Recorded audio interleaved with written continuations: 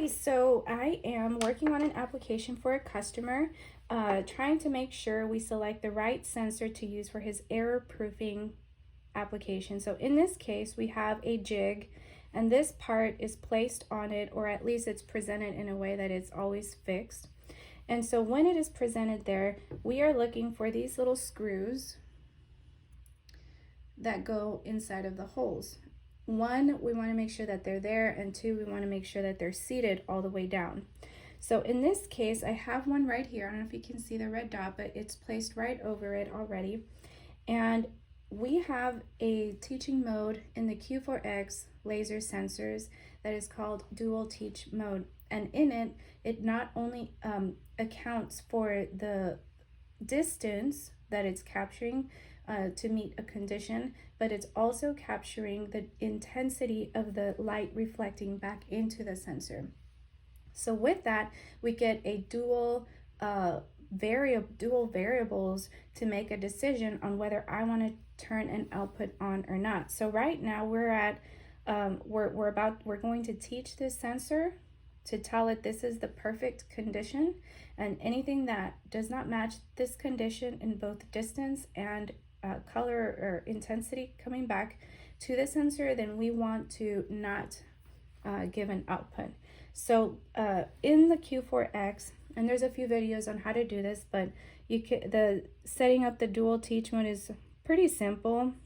You click on the mode button for a couple seconds and it takes you to a menu, the main menu, which has teaching, tracing, speed. You can change a lot of, you can have a delay, off delay on the sensor, and you can reset the sensor. So we're going to go into the sub menu for teaching, and we're going to set it to dual mode.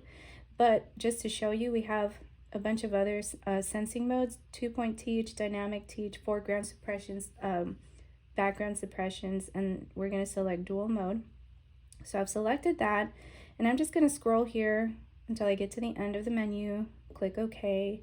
And so now I'm ready to teach that condition. So I'm going to click here right in the middle of that button. This is perfect. So I'm going to hold down the teach button for 2 seconds. It's going to turn on this little LCD that says set on. So I'm going to click the teach button again. Okay, so it said it was set to an 82%. So we're gonna play around with that a little bit just until we can get a repeatable output condition to meet. So right now this is perfect. If I remove it completely and I set it back in the same location here, I'm gonna get no output because it's not good, right?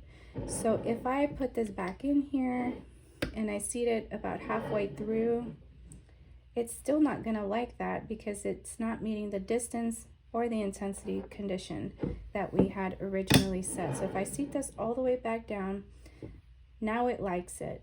Okay, so let me seat this, try this just a little bit barely on, and it's still not gonna trigger that on. So if I seat this all the way back just to show you again, it likes it. So I feel like this is a really great solution for this type of application, and I hope that helps you.